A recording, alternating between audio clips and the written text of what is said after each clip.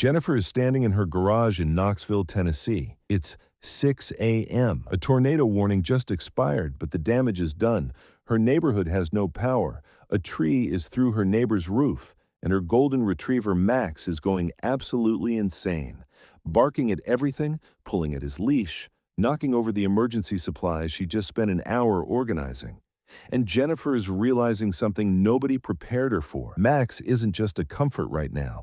Max is a problem. I spent days researching this after realizing I had never once thought about my own pet in an emergency situation.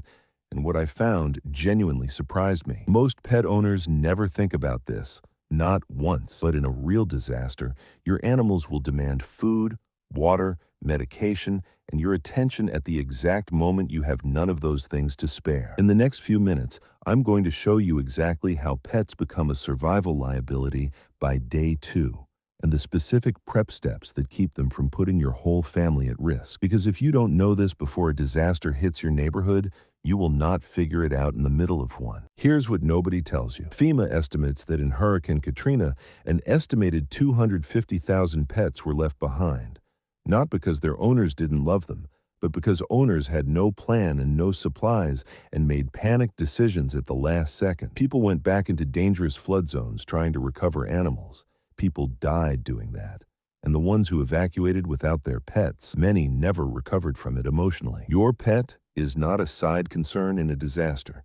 Your pet is a core variable in your survival plan, and most Americans treat it like an afterthought. Let's start with the most immediate problem: food and water. Your dog or cat eats every single day. In a grid-down situation, that doesn't change. A medium-sized dog needs roughly 1 to 2 cups of dry food per day. A 30-pound bag of Purina Pro Plan from Walmart runs about $45 and lasts a 60-pound dog about 30 days. Most American pet owners have 3 to 5 days of food at home at any given moment. By day 2 of a serious disaster, you are already rationing. And here's the part that will surprise you. Pets need the same water humans do.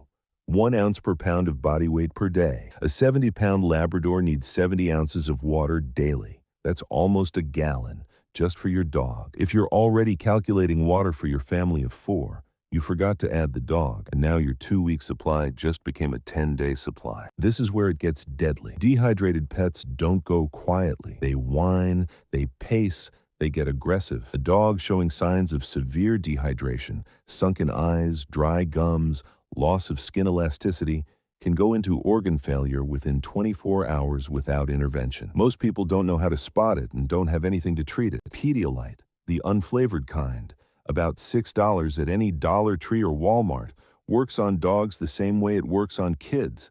It replaces electrolytes and slows the crash. Know this before you need it. Most people get this completely wrong and assume their pet will just manage. They won't. And a sick, distressed animal in a shelter or evacuation situation creates a whole new layer of problems for your family. This is the part that almost nobody in the survival community talks about.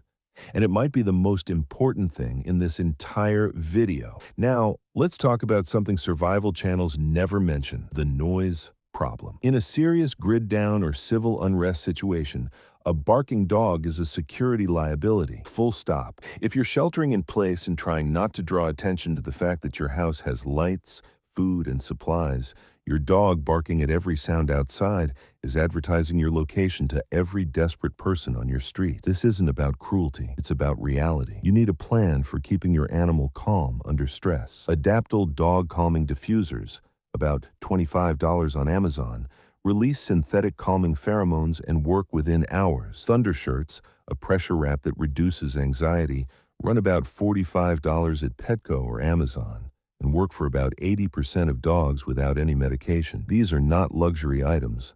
In a real emergency, they are security equipment. And here's the part that will surprise you about evacuation. Most emergency shelters in the United States do not accept pets. After Katrina proved how devastating that policy was, some areas improved, but most have not. If a mandatory evacuation order hits your county and you have a dog, a cat, or both, you cannot count on the Red Cross shelter down the road.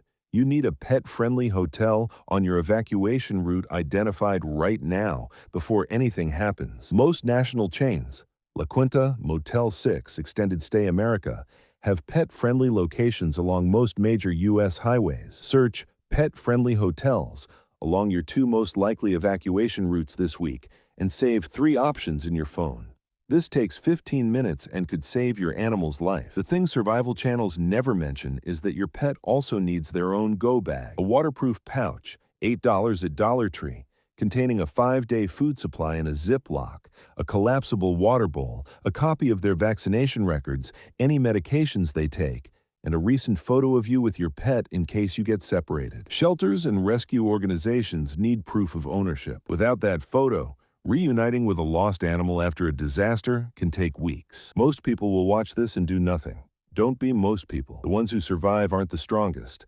They're the ones who prepared before everyone else did. If you want to know what else they prepared for, stick around. But today, right now, do one thing. Go look at how much pet food you actually have in your home. Count the days. Be honest with yourself. Because if that number is less than 14 days worth, you just found your first prep gap. So tell me, do you have a go bag ready for your pet right now? Drop what you have or what you're missing in the comments below.